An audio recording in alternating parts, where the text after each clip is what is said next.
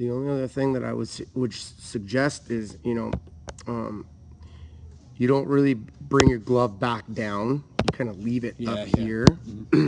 We get more power when we separate from like more in our belly button area with our hands and our glove, and you're separating from a higher position. And that set, and see, as you watch Bauer, see how he's kind of pushing his hands down. Okay, and that's really, if you look at, I'll blow him up a little bit. You look at that back leg, you see how much leverage there is there right now. See, if I was to push on him this way, and you start to get there, but it could be more. A little bit, yeah. It could be more. See, and you don't really. That doesn't happen until you start to drop your leg, where it happens with him as he's lifting right there. Okay. And then you obviously get in your hands to separate a little bit lower. Okay. Now he throws the ball 95 miles an hour. Okay. And see, so I'm looking at your back knee here. You see how much drive he's getting, where that back knee is getting to. It's really getting forward and down. See how yours is kind of staying over your back foot. Okay.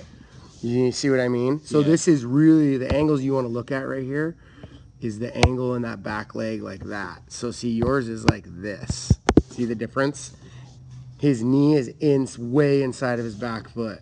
So again, if I pushed on you here, so basically this is just to help you generate more power. Yeah. You're getting more leverage on your back leg when you get that. It's almost like a shark fin, it's like a fin like this. We don't want it going the other way. Yeah.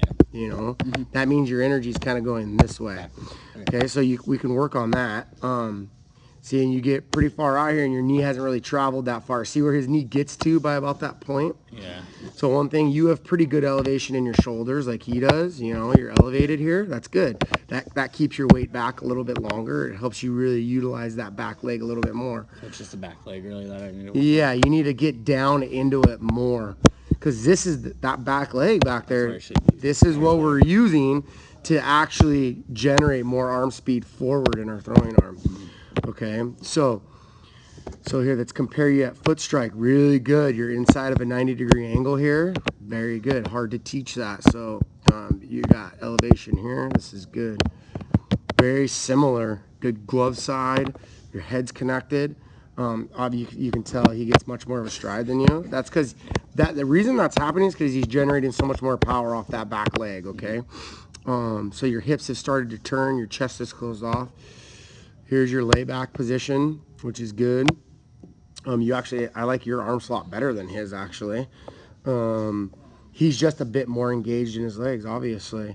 And as you get to release point and deceleration, you look very similar. I'm telling you, you got a lot of good things going on here. A lot of good things.